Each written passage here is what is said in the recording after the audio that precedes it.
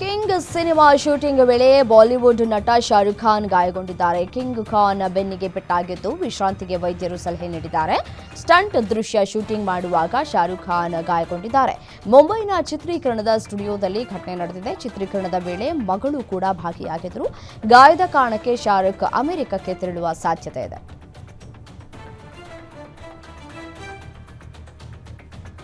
ತನುವೆಟ್ಸ್ ಮನು ಮತ್ತು ಅದರ ಸೀಕ್ವೆಲ್ಸ್ನಲ್ಲಿ ತಮ್ಮ ಜಬರ್ದಸ್ತ್ ಕೆಮಿಸ್ಟ್ರಿ ಮೂಲಕ ಅಭಿಮಾನಿಗಳ ಹೃದಯ ಗೆದ್ದಿದ್ದ ಕಂಗನಾ ರನೌತ್ ಮತ್ತು ಆರ್ ಮಾಧವನ್ ಸುಮಾರು 9 ವರ್ಷಗಳ ಬಳಿಕ ಮತ್ತೆ ಒಟ್ಟಿಗೆ ತೆರೆ ಹಂಚಿಕೊಂಡಿದ್ದಾರೆ. ಇವರ upcoming cinema circle suspense thriller ಆಗಿದ್ದು ಅಭಿಮಾನಿಗಳಲ್ಲಿ ಭಾರೀ ಕುತೂಹಲವನ್ನು ಕೆರಳಿಸಿದೆ.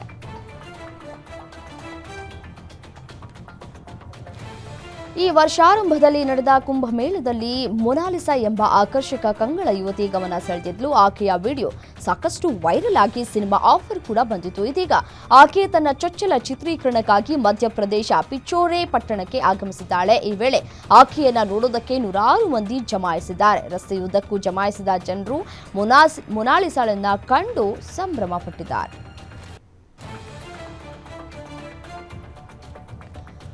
ವಿಜಯ್ ದಳಪತಿ ಅಭಿನಯದ ಜನನಾಯಗನ್ ಸಿನಿಮಾ 2026 ಜನವರಿ 9ಕ್ಕೆ ತೆರೆ ಕಾಣಲಿದೆ. ಈಗಾಗಲೇ ಚಿತ್ರತಂಡ ಈ ಬಗ್ಗೆ ಅನೌನ್ಸ್ ಕೂಡ ಮಾಡಿದೆ.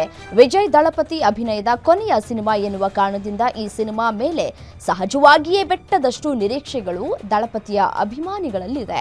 ಇದರ ನಡುವೆ ಶಿವಕಾರ್ತಿಕೇಯನ್ ನಟನೆಯ ಪರಾಶಕ್ತಿ ಸಿನಿಮಾ ಕೂಡ ತೆರೆಗೆ ಬರುವುದಕ್ಕೆ ಸಂಕ್ರಾಂತಿಗೆ ಡೇಟ್ ಗುರುತು ಮಾಡಿಕೊಂಡಿದ್ದಂತೆ.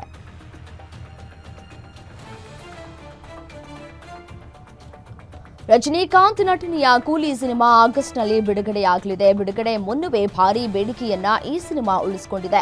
ಕನ್ನಡದ ನಟ ಉಪೇಂದ್ರ, ಬಾಲಿವುಡ್ ನಟ ಆಮಿರ್ ಖಾನ್ ಸೇರಿದಂತೆ ಹೆಸರಾಂತ ತಾರಾ ಬಳಗವೇ ಸಿನಿಮಾದಲ್ಲಿದೆ. ನಿರ್ಮಾಪಕ ಸಾರಾ ಗೋವಿಂದ್ ಕೂಲಿ ಸಿನಿಮಾವನ್ನ ಕರ್ನಾಟಕದಲ್ಲಿ ಬರೋಬ್ಬರಿ 22 ಕೋಟಿ ರೂಪಾಯಿ ಕೊಟ್ಟು ವಿತರಣೆ ಹಕ್ಕನ್ನು ಪಡೆದಿದ್ದಾರಂತೆ. ಏಕರೂಪ ಟಿಕೆಟ್ ದರ ನಿಗದಿಯಾಗಿದ್ದರಿಂದ ಅದು ಜಾರಿಗೆ ಬಂದ್ರೆ ಕಲೆಕ್ಷನ್ ಕಡಿಮೆಯಾಗುವ ಭಯ ಶುರುವಾಗಿದೆ ಅಂತೆ.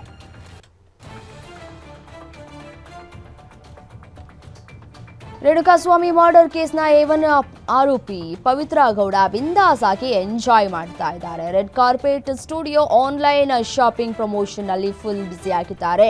ಅತ್ತ ವಿದೇಶದಲ್ಲಿ ನಟ ದರ್ಶನ್ ಟೆನ್ಷನ್ ನಲ್ಲಿದ್ರೆ ಇತ್ತ ಪವಿತ್ರ ತಮ್ಮ ಕೆಲಸದಲ್ಲಿ ಬ್ಯುಸಿ ಆಗಿದ್ದಾರೆ. ರೇಣುಕಾಸ್ವಾಮಿ ಕೊಲೆ ಪ್ರಕರಣದಲ್ಲಿ ನಟ ದರ್ಶನ್ ಸೇರಿ ಹಲವು ಆರೋಪಿಗಳಿಗೆ ನೀಡಿರುವಂತಹ ಜಾಮೀನು ಪ್ರಶ್ನಿಸಿ ರಾಜ್ಯ ಸರ್ಕಾರ ಸುಪ್ರೀಂ ಕೋರ್ಟ್ನಲ್ಲಿ ಅರ್ಜಿ ಸಲ್ಲಿಸಿದೆ. ಆದರೆ ಯಾವುದೇ ಟೆನ್ಷನ್ ಇಲ್ಲದೆ ಪವಿತ್ರ ಗೌಡ ಫೋಟೋ ಶೂಟ್ ಮಾಡಿಸಿಕೊಂಡು ಬಿಂದಾಸ್ ಆಗಿದ್ದಾರೆ.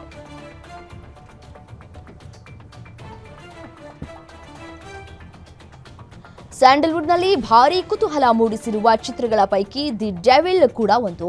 ದರ್ಶನ್ ಅಭಿನಯದ ಸಿನಿಮಾ ಎನ್ನುವ ಕಾರಣಕ್ಕೆ ಸಾಕಷ್ಟು ನಿರೀಕ್ಷೆಯನ್ನು ಹುಟ್ಟುಹಾಕಿದೆ.